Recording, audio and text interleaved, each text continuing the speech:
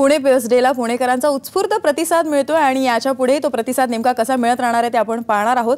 तुलनेने नेहमीच्या दिवसांपेक्षा आज मात्र खासगी वाहनांची संख्या रस्त्यांवर खूप कमी पाहायला मिळाली। यामुळेच पेट्रोल पंपावर सुद्धा त्याचा परिणाम आपल्याला दिसून येतो। पेट्रोल पंपावर सुद्धा कमी वाहनं असं म्हणू शकतो की गर्दी तिथे कमी होती आणि एकंदरीतच नेमकी परिस्थिती काय होती त्याचा आढावा घेतलाय आमचे प्रतिनिधी मिलिंद वानखेडे यांनी। पुणे बस डेला उत्स्फूर्त असा प्रतिसाद मिळतोय। पुणेकर आज केवळ बस आणि बसनेच प्रवास करण्याचा निर्धार करून बस स्टॉपवर उतरलेत आणि बस स्टॉपवर मोठ्या प्रमाणावर गर्दी दिसून येते। आपण बघू शकतोय हा टिळक रस्ता, या ठिकाणी मोठ्या प्रमाणावर वर्दळ असते, मात्र आज या ठिकाणी तुरळक अशी वाहनं दिसतात। केवळ बस या ठिकाणी दिसून येतात, सार्वजनिक वाहतूक या ठिकाणी दिसून येते।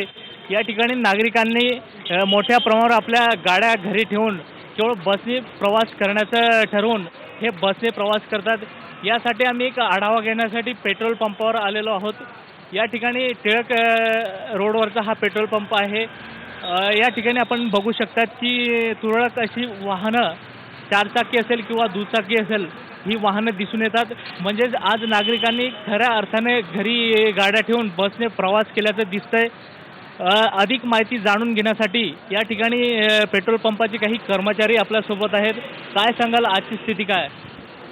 Bharat petrol depot Tilak road स्वारगेटजवळ आहे आणि माझे सहकारी मी दिलीप बांदल, विकास मुसळे, संदीप भोपळे, आम्ही अनेक वर्ष इथे काम करतो। आज पहिल्या प्रथमच आम्ही पाहतोय की आमचा सेल जो सकाळपासून सुरू असायचा त्यात अतिशय कमी प्रमाणात सेल आहे। दर ताशी 750 लिटर अशा प्रमाणे सेल होतो, तो आज फक्त प्रति ताशी 400 लिटर सेल आहे। त्यामुळे गिराईक थोडे विरळच दिसते आणि नागरिकांची विशेष पेट्रोल भरण्यासाठी गर्दी नाही। बरं, कालचा दिवस किंवा याच्या पूर्वीचे जे दिवस आहे आणि आजचा दिवस याच्यामध्ये काय तुम्हाला तफावत आढळते गर्दीच्या संदर्भात? साधारण रस्त्यावरती बी फारशी गर्दी दिसत नाही आहे। अनेक नागरिकांनी बस डेला भरपूर पाठिंबा दिलेला दिसतोय। नागरिकांमध्ये उत्साह आहे की आजचा दिवस आपण बसनेच प्रवास करावा। नक्कीच खऱ्या अर्थाने नागरिकांनी या बस डेला पाठिंबा दिलेला आहे। 40% हा पेट्रोलचा सेल कमी झाल्याचं सांगितलं जात आहे। एकूणच ही स्थिती पुणे आणि पिंपरी चिंचवडमध्ये पाहायला मिळते। या शहरांमधले अनेक पेट्रोल पंपावर तुरळक अशी वाहनांची गर्दी दिसून येते। त्यामुळे खऱ्या अर्थाने पुणेकरांनी या बस डेला प्रतिसाद दिल्याचं दिसतंय। कॅमेरामन गणेश कानडेसह मिलिंद वानखेडे, साम मराठी, पुणे। यावरून असंच म्हणता येईल की इंधन दरवाढीला एक वेगळं असं चोख प्रत्युत्तर पुणेकरांनी दिलेलं आहे। आपण पुन्हा एकदा वळूया आपल्या गेस्टकडे।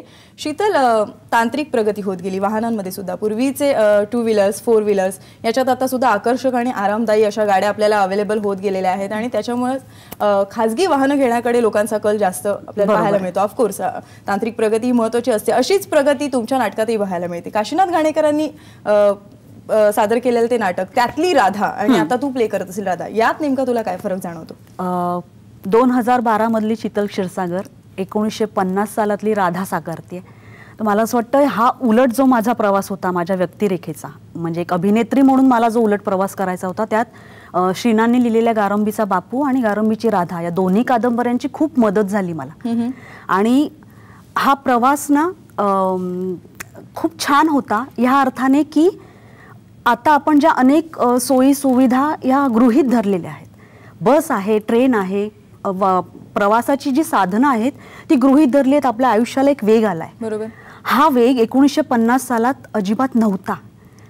अशा वेळी वेग नसलेलं जीवन कसं असेल आणि त्यात राधासारखं अत्यंत हुशार, धोरणी, समजूतदार आणि त्या काळात फक्त इंग्रजी 4थी शिकलेली ही बाई पण तरीही मुंबई पुण्यात गेली तर म्हणजे पुरून उरेल सगळ्यांना इतकं तिची बुद्धिमत्ता असलेली ही स्त्री आहे, जिचं लग्न झालंय पण तरीही ती बापू नावाच्या एका तरुण मुलावर त्याच्या प्रेमात पडली आणि तरीही त्या प्रेमाचं पावित्र्य, त्याची नैतिकता, त्याचं गांभीर्य हे सगळं तिने जपलंय, सांभाळलंय आणि स्वतःला एक त्या राधा या व्यक्तिरेखेला किंवा स्वतःला तिने एक जपून ठेवलंय, न्याय दिलाय। तर हे सगळं साकारण्याचा प्रवास जो होता तो माझे डिरेक्टर, ही रंगावृत्ती करणारे मिलिंद पाठक यांची खूप मदत झाली। माझी सगळी टीम, आम्ही सगळे कलाकार मंडळी वेळोवेळी बोलत होतो, सूचना देत होतो।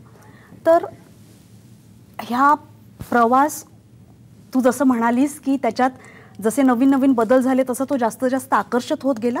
तसं मला असं वाटतं राधा ही व्यक्तिरेखा मला सापडत असताना माझा हा जो प्रवास होता तो तिच्यात हे जे काही गुण आहेत जे श्रीनांनी त्या कादंबरींमधून पेरलेत ते जेव्हा सापडत गेले ना तेव्हा तो प्रवास असा अजून छान छान होत गेला. तर आजही प्रयोगा गणिक मला ती सापडते. तिचा प्रवास हळूहळू हा छान सुंदर आकर्षक होत चाललाय आणि मला खात्री आहे की कुठल्या तरी प्रयोगात मी त्या राधाच्या गाभ्यापर्यंत नक्की पोहोचेन. नक्की. प्रवाहाविरुद्ध पोहत असताना रमेश तुला दिनकर कसा गवसला? मला खूप त्रास झाला ऍक्च्युली सुरुवातीला, कारण अगदी कमी वेळात कमी दिवसांमध्ये मला ते कॅरेक्टर उभं करायचं होतं, कारण प्रयोगाची तारीख ठरलेली होती. आणि ह्या नाटकात येण्यामागचं म्हणजे सगळ्यात मोठं जास्त श्रेय मी शीतलला देईल, की शीतलमुळे मी या नाटकात आलो. यांनी फोर्स करून दिग्दर्शकांना प्रोड्युसर लोकांना सांगितलं की ह्या रोलला रमेश न्याय देऊ शकेल. आणि मला त्याच्यामुळे जास्त टेन्शन आलं बेसिकली, एक वेळ कमी. मग शेवटी मी बाईकने प्रवास करायचा म्हणूनच बंद केला. मला माझ्या या कॅरेक्टर बाहेर येण्यामध्ये बसचं खूप योगदान आहे असं मी म्हणतो. त्याचं कारण हेच की मला खरंच मी त्या 1 तासाच्या प्रवासामध्ये मी खूप म्हणजे खूपच त्या कॅरेक्टर मला बाहेर येण्यासाठी मदत झाली. डिस्कशन्स व्हायची त्याच्यामध्ये, आम्ही चर्चा करायचो ते कॅरेक्टर. मला म्हणजे ते कॅरेक्टर मला माहित नाही ते कितपत लोकांना आवडते नक्की डेफिनेटली, पण मी कितपत त्या दिनकर पर्यंत पोहोचलो मला माहित नाही. पण मी प्रयत्न चालू आहेत माझे आणि त्याचा प्रवास योग्य रीतीने होतो, योग्य रस्त्यावर आहे नक्की. बरोबर. एका वेगळ्या ट्रॅकवरून खरं तर तुम्ही जाता असं म्हणायला हरकत नाही. आणि खरंच या पुणे बस डेच्या निमित्ताने पुणेकरांचा प्रवास आणि तुमच्या दोघांच्या कारकिर्दीचा प्रवासही आपल्याला अनुभवायला मिळतो आणि तो आपण पुढे अनुभवूया.